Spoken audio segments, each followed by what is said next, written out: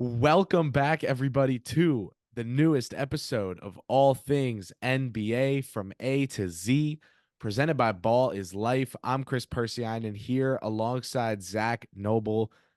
It's night one of NBA free agency. Some people are saying the aprons have ruined free agency. Some people are blaming CJ McCollum and Grant Williams for that CBA. But listen, man, all in all, we got a day of free agency. And I know the big, gigantic stars are not moving because nowadays they're just opting in and requesting a trade. But we got a lot of impactful signings that Zach and I are excited to break down. Zach, to start off, your impressions of day one thus far of NBA free agency.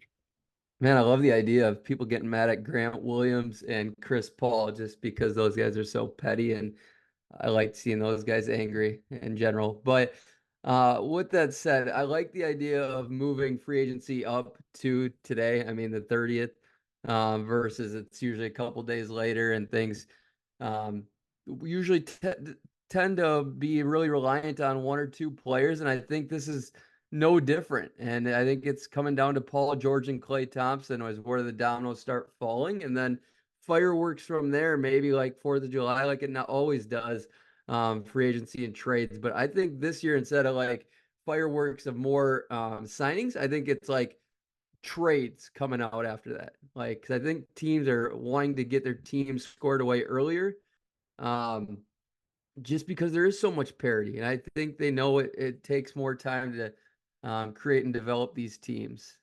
So I think we're going to see a lot more trades coming this summer once free agency gets squared away here. Absolutely. We're going to see teams trying to finish out those rosters, get a look of a rotation next season that you're looking at and saying, okay, these are our guys. Um, I think the team with the biggest shakeup so far, probably where we're going to start off, just because the guy who's leaving them hasn't landed anywhere else yet, the Los Angeles Clippers. Two big news items today. Paul George is gone. They put out a whole statement about it that he's signing somewhere else. James Harden staying 2 years, $70 million, a 1+1. I think that's a good deal.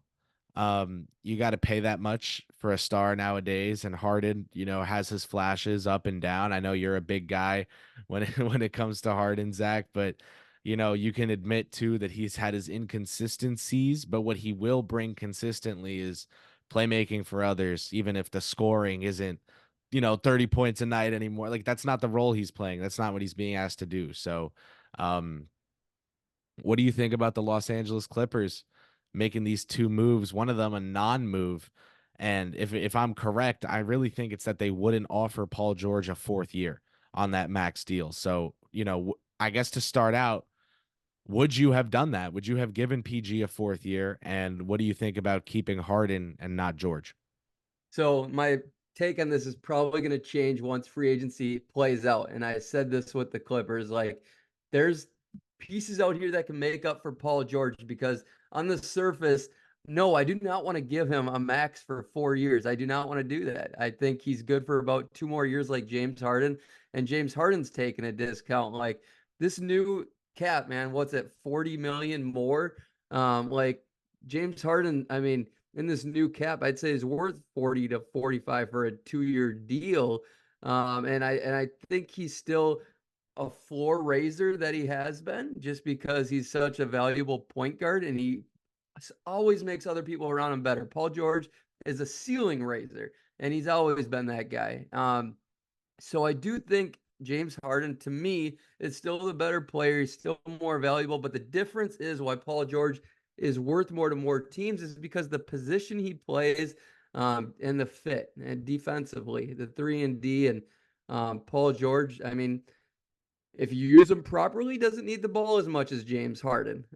But with that said, it's so hard because you're opening up a new arena. You got Kawhi Leonard signed to this deal. They came as a package. So Kawhi and James Harden are probably pissed here. Because James, there's no way he can love this deal he got. There's no way.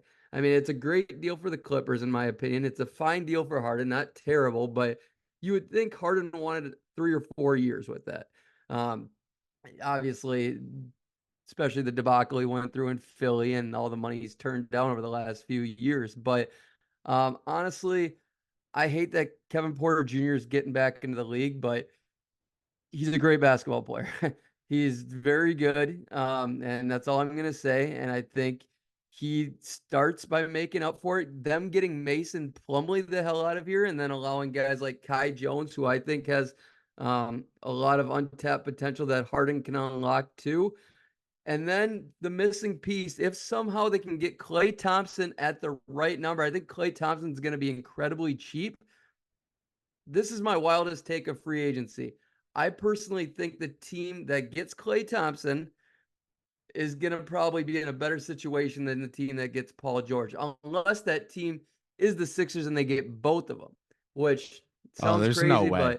but you don't think, but you never know. You never know. I mean, listen, to start out, I want to say, like with KPJ, you know, reclamation projects, like media reparation, reputation reparation, like it's always a choice, right? Like you don't have to take part in it. And I think it's nasty, Yeah, everything it's that's been terrible. going on. I remember like accounts reporting him signing overseas, and it's like, you don't have to report that, man. Like you could just someone will report it. It'll get out there. You don't need those interactions that bad. Um, I mean, the NBA, it's sad because it's kind of just like it is what it is. Like, what are any of us gonna do about it? Like whether we withhold our dollars or not, they don't care because they're gonna make them no matter what. Like the machine is way too big than for anyone to control. But dollar signs are what matters, and it's sad, but it is also what it is, and we've got to just okay, we're here to analyze it and move on. I'm not putting him down as some needle mover or anything. I think they're losing a really good player, even though PG's mid 30s, trying to make 45 million a year. He's good. I'm not expecting the Clippers to be better because they lost Paul George. I think the West is going to be a bloodbath next year. Um, and I think the teams that miss the playoffs, especially after the play in, it's going to shock people who didn't make it. If you told them today. So that all said, the Clippers, interesting situation. We'll see what they do with that cap money, what they can do to recover. Like, do they become a Derrick Jones Jr. team? We'll get there. But like the fact that those are the names we're talking about to replace Paul George, I think says enough, right? Um, when you talk about Harden resigning and PG going somewhere else, the team that's come to the forefront of the Paul George sweepstakes, if you will, is the Philadelphia 76ers. And, Maxi extension that he's expected to sign, what is it, like 5 years, 209 million, something crazy like that. Okay, good for him. He's got two things you can't teach: speed and clutch factor. He's also a really great shot maker. Um, he's an amazing young player. He stepped up when Embiid wouldn't as a leader in the New York Knicks series. And even though they lost that series, they would have lost it much quicker if it were not for Tyrese Maxey, especially his heroics at the end of that game in New York City. I believe it was game 5. So, all that said, the Sixers, they get better if they get Paul George. Um, Daryl Morey today added to the list of washed 2018 Rockets that he's picked up since then. Eric Gordon heading over to Philly.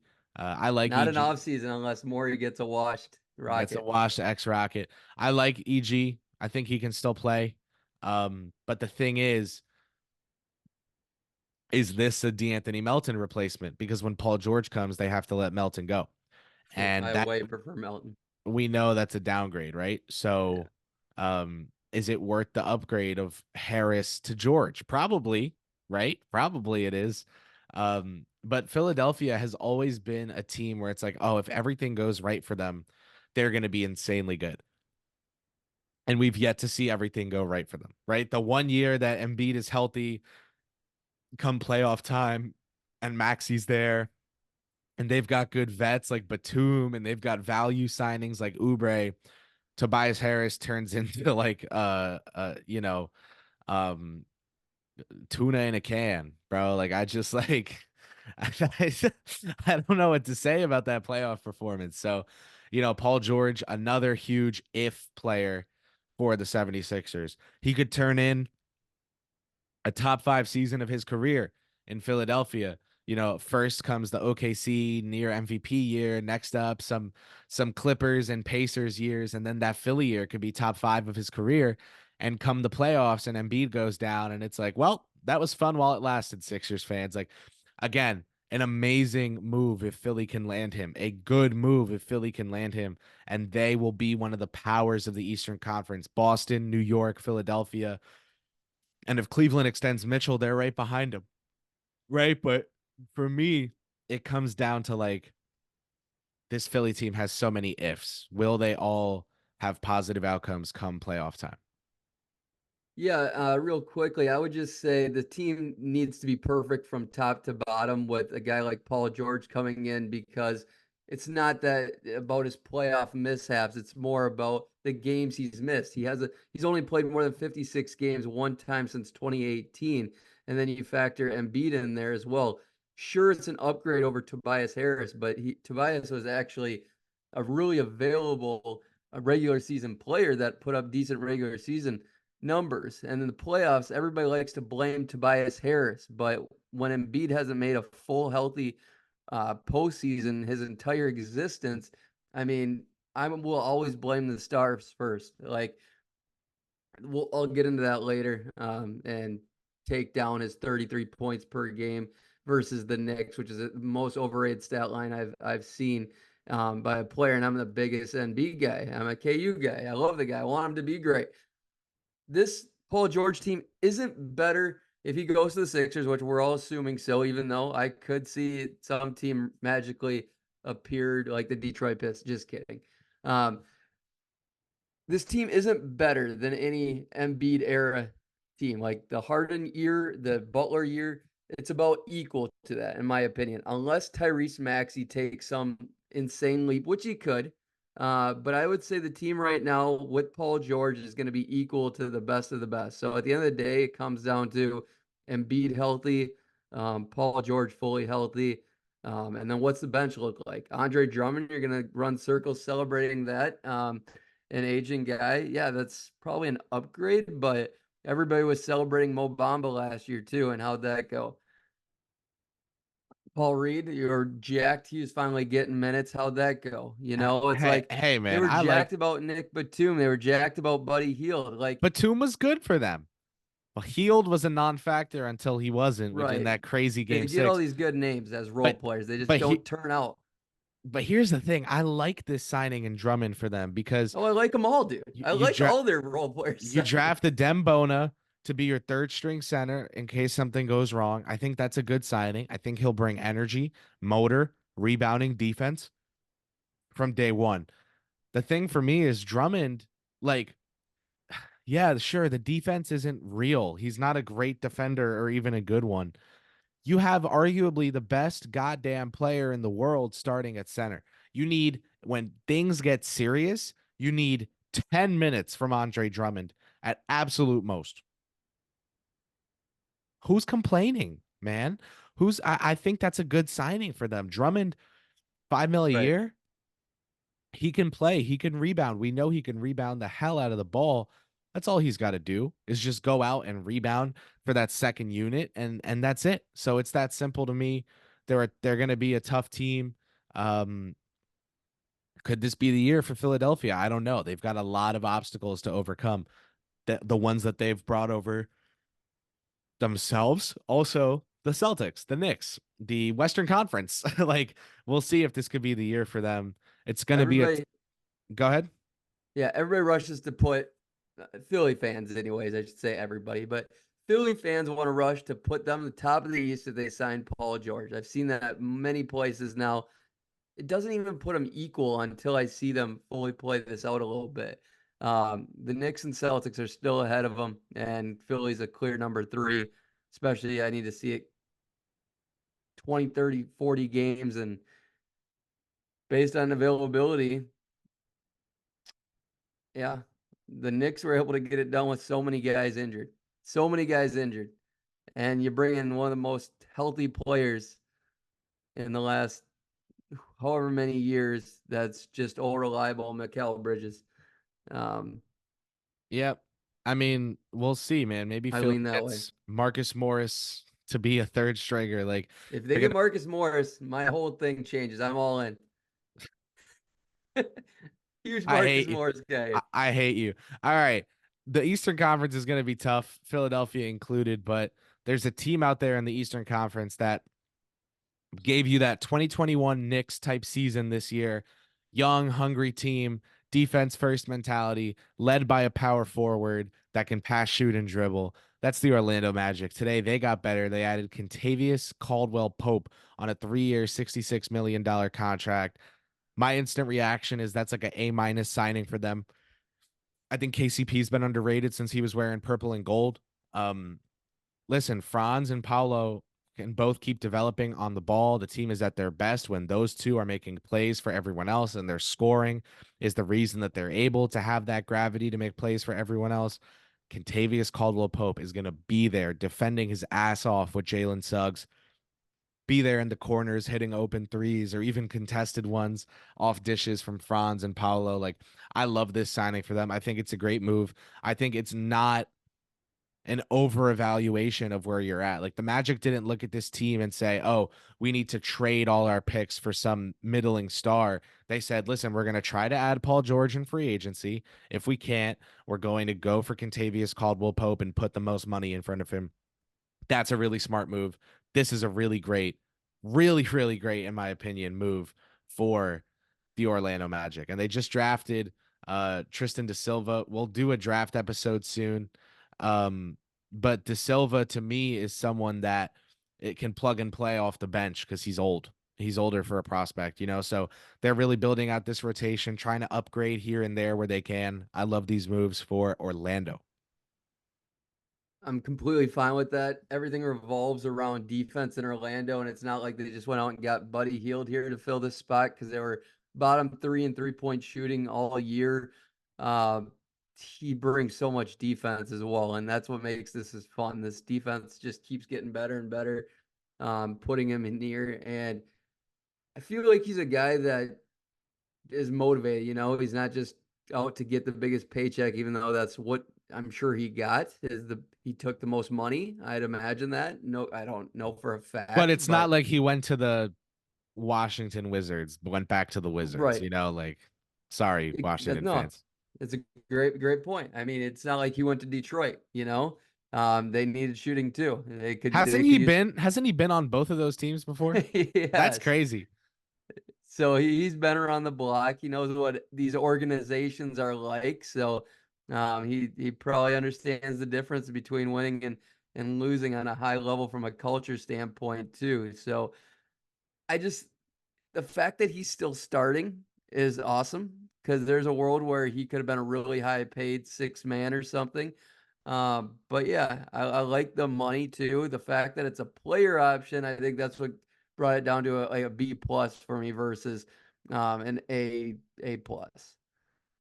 That's fair. I understand. So I'll co-sign B plus. I like that. That's still a really good grade. I think the Magic got better today. I think they did it without mortgaging their future.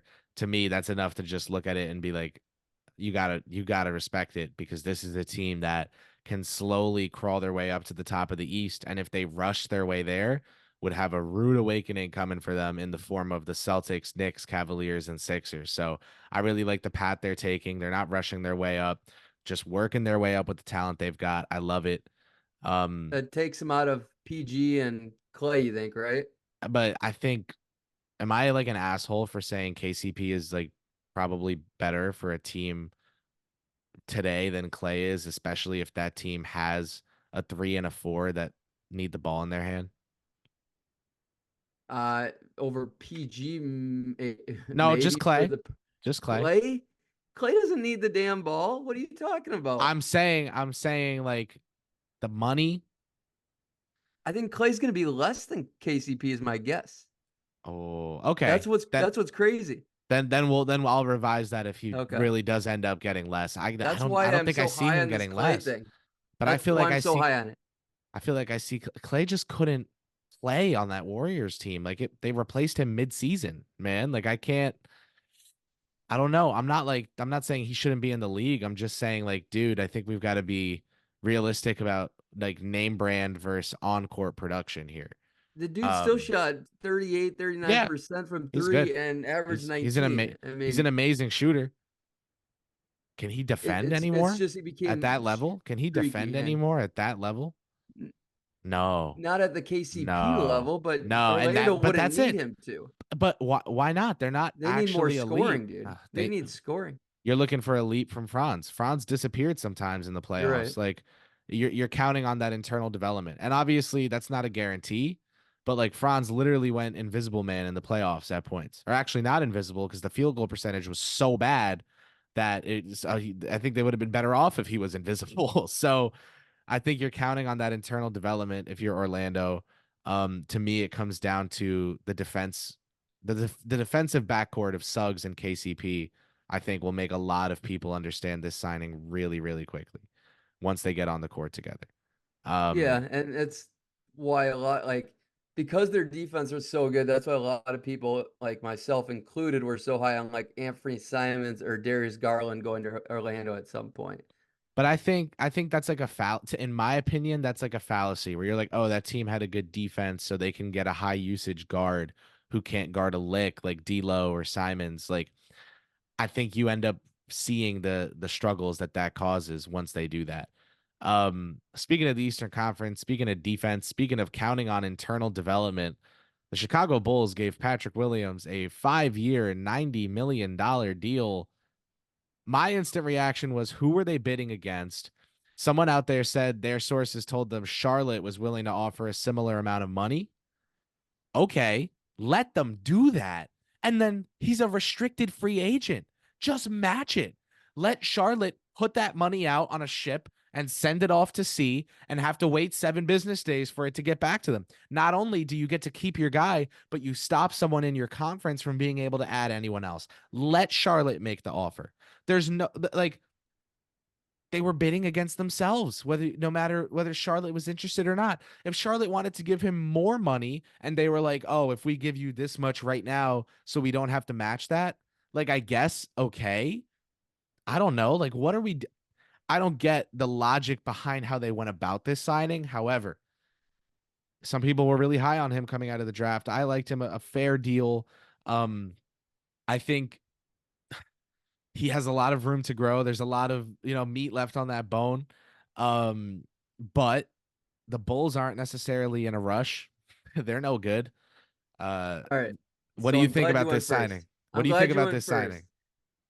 One, I didn't consider the restricted part, and a lot more teams recently over the last few years have been saying, F you, bring me the facts, and I've loved it. And more teams have been benefiting that way.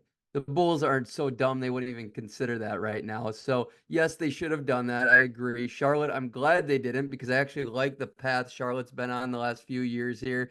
I'm starting to like their young core and I like the coach they Well, brought in. drafting Uh, my number 19 prospect at 6 because Clifford liked him was we'll get to that another pod. Jesus Christ. Go they, on. they took Salon, didn't they? Yep. Okay, I don't like that. I just went on that rant. I don't really love that either.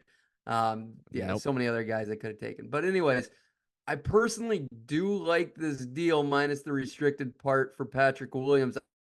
I only like it though more than anything is if they get rid of DeMar and they get rid of Levine. Um, do No those one guys? wants Levine. Did you see I the don't know how reports that much I people buy that they'd have pe- to add in a first, No, it but was the that they proof had is in the tried pudding. it was that they tried adding in a first and people Right. still said no. The It's so hard for me to believe that because I feel like that's just such a no-brainer, but the proof is there that somebody hasn't taken it for a reason. If it was such a gimme, one of 30 teams should be on a guy that's that efficient, even though he's missed so many games. It's like Bradley Beal, though, but younger. So my thoughts are like they didn't get positive value back, but they got value. I mean, it's closer to positive than negative for Bradley Beal. So Zach LaVine should be worth more than what he was. Anyways, Patrick Williams, 15 mil a year is literally nothing in this cap. It's almost the minimum with this new cap. And I truly like what this guy could become. I think he can become a long time NBA starter, and they just got lucky that he missed a bunch of games last year. I think he's got 3-and-D potential on decent volume. He 40% every year, even shot 52% from three his second year in the league. Um, he's got to become better at rebounding. That's the biggest thing for me. Um, I don't think he's ever going to become much of a passer or anything. But I do like his 3-and-D ability. I think you got Giddy, Kobe White, Patrick Williams. That's a core. They drafted Montes Bazelis. I love him. I think he could be the steal of the draft. Stick with that. Get rid of all the old and then roll out. And I might believe in Chicago for the first time in a long ass time. I'm not there with Modest, but I hear you on everything else. Like there's some sort of there Path. is some sort of path there, right? So I get it. Not a great one, There's but something it's a going path. on. Whatever. With the Bulls, I'll believe it when I see it. Like when they put together that Caruso, or not even Caruso, when they put together that Lonzo, DeMar, um, Vucevic, and then Caruso lineup, I was like, this team is gonna stink. They're never gonna be Yep. good. And I hate everyone that's hyping this team up as like, oh, they're gonna be the most fun watch in the league. Like, yeah, 37 wins is so fun, guys. Um, whatever. I thought that was all malarkey, and they kind of like you said, proofs in the pudding there. Um, Got to get in the yeah, Cooper flag race somehow. You got to figure it out. That's for sure. No, like that's actually, legendary that stuff. that that would do it. Listen, let's pivot, stay in the division, go from Chicago to Indiana. Obi Toppin, Indiana Pacers, 4-year, $60 million extension. The former New York Knick draft pick stays in Indy, who just took out New York in the playoffs, and he does so with a nice raise, 15 million a year. To me, I think this is a better deal than Patrick Williams. Obi was better than Pat Will. This past season from Obi was really good. Um, the efficiency was ludicrous. He's gotten good at catch and shoot 3-pointers, and we know he's good inside the paint. No, he's not some insane defender. No, he's not going to be in a shutdown role or contributing like amazing off ball defense. But offense is the name of the game nowadays, and he's someone who you can plug in and who can just be really efficient on that end. I like this signing for Indiana. Again, they're not in a stage right now of their rebuild where contracts like these are harmful, where having young talent around and extended is harmful, where they're going to be going out and putting all their draft picks on the table. They already did that for Siakam, and they've got to be careful about where they use the rest of those draft picks. I like waiting for the right opportunity. Keep an Obi around. Love this signing. Zach, what do you think? I like that you're firm in it and you're full. I think it's just coming from your Knicks background though, but these guys are really close from like the value they bring because Patrick Williams isn't available in order to be valuable on defense. You need to be available. So really Obi's value of being a pacemaker and just changing things when you get into the game, the way he plays, yes, that's going to be more valuable than what P. Williams is. But I think Patrick Williams has way more to go than Obi Toppin. Just if the opportunity is there alone, I don't think Obi's going to get necessarily the opportunity to get much better. But Patrick Williams' defense is light years above, but shooting wise, they're basically identical from a statistics outside of finishing at the rim, field goal percentage. Obi, that's where he dominates there. So right now, yes, he brings more value. Yes, he's better because he shows up every day this year. 82 games played for Obi Toppin, which is insane in today's era. But Patrick Williams, I would rather be paying him. I get it. I get it. I do. I think Works it's for just both about teams. It's I good think for it's both about teams, in my opinion. yeah, I think it's where you are as a team. If you're good right now, Yeah, you probably want Obi. If you're not, you take the agree. bet on P Will. Let's move down to a team that is hoping to be good. The San Antonio Spurs get Chris Paul. Chris Paul is going to have a Shaquille O'Neal jersey rainbow by the time he retires, man. 1 year, $11 million for Wemby to have his lob passer. Lob City is going to the Alamo, man. CP3 to Wemby. You got CP3, Stephon Castle, Keldon Johnson, Jeremy Sohan, Victor Wembanyama. Your likely day one starting five, I guess, if they're going to start Castle and let him do the little things, you know. Zach, Chris Paul, San Antonio Spur. Did you ever think you'd see the day? And what do you think? I mean, there's been rumors in the past that they've tried to get him and he kind of had a little bit of interest, but the team just wasn't good enough for him to decide to go there, in my opinion. That's kind of why it's never happened before. Uh, but honestly, this just shows where Chris is at in his career. I don't think interest was out there this go around. I really don't, and I think this is probably the biggest number he could get. He's very washed up, unfortunately, but yet he still brings value for 15 to 20 minutes a game. I think he's really good for that amount of time right now. I'd love for it to be more than that. I'm a big Chris Paul guy. And Dallas, San Antonio needs him more than just about anyone. I think he's great there. I hope he starts, but um, that transition to, I don't know, depending on if you believe in Castle as a point guard, that's the big question out there. I think Chris Paul's the guy to help him maybe develop those skills to be that point guard going forward. So yeah, it's amazing for the Spurs. I hope Chris Paul can find joy in the grind and the process of this and not just um, deciding to collect the most money possible to look good for his fancy. I don't know.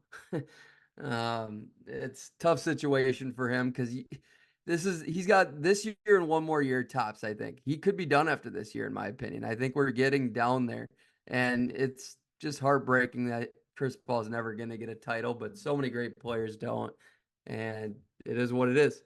I do hope we see his value though with Wemby. I think it's going to be a good thing for them to bring him in and let him run plays and let him get that team into their sets and throw lobs to Wemby. I just also think it kind of says something about where San Antonio is planning to be.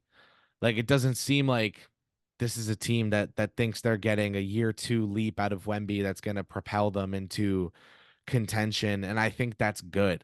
Like they shouldn't expect that. Um, I I think it says just more about the Rob Dillingham passing on, like not trying to. mm, I would have rather kept Rob. If I was them, I was shocked they passed on him and blessing the people up north here. But we'll save that for a different conversation. yeah, no, we have to talk about that in our draft episode, which we'll do. I just when it comes to CP3, I think it's a good move for 1 year, but that's it. Like if this were a 3 year signing for a lower AAV, but they gave him the 3 years at like 8 million a year, I'd be like, I don't think this is the move people think it is. Like he's very, very old. What is he like 39 already, man? Like I just, you know. All right. And it's like, did he do much for Brandon Podziemski, like mentoring wise? Like, I've never heard him being a decent mentor. Uh, I don't know. Besides Phoenix, yes, I Yeah, think he did Phoenix and did OKC, great right? work. OKC. So, Sorry, you yeah, know, take that back, he 100%. I You're think right, he's got the 100%. track record. One more signing to talk about quick. I mean, Valanciunas to Washington, 330. I like rebuilding teams having veteran centers. I get it. I think they also signed Rashawn Holmes and then drafted Alex Sarr. So that says that Sarr's not planning on being a five anytime soon, and that they're probably going to trade one of those centers at the deadline or next offseason. But there's one signing to talk about that's more important to me, and that's Najee Marshall to the Dallas Mavericks, 3 years, 27 million. Derek Jones Jr., see ya. He can guard guards. Najee really can't. I think Najee will be playing some four for them. Zach, quick take reaction on Najee Marshall to the Mavericks as the Derek Jones Jr. replacement as they chase after Klay Thompson. I'm not a Najee Marshall guy, but he should be okay. And I really disappointed because I love Derek Jones Jr. It's going to be interesting what he fetches. Maybe they couldn't afford him or justify his price, or maybe just wanted to go elsewhere. Who knows? It's going to be really interesting to see how that plays out because I way prefer him to Najee Marshall. It's not that close. Yeah, I think it is kind of close, but I also do think for What part? Dallas Just over overall? overall impact, yeah. Like I think Marshall's underrated. He's good. But Derrick Jones Jr. has a skill in that point of attack defense that Marshall has not shown yet. So, what's Dallas's plan for that?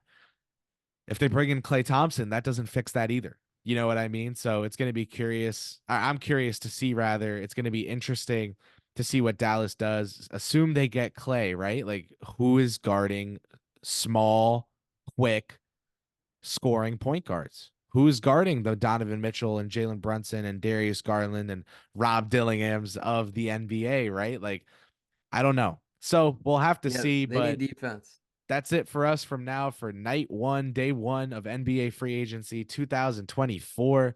Thank you guys so much for tuning in. We'll be reacting as more deals come out. Make sure you thumbs up, subscribe, rate 5 stars wherever you're listening or watching. We appreciate you.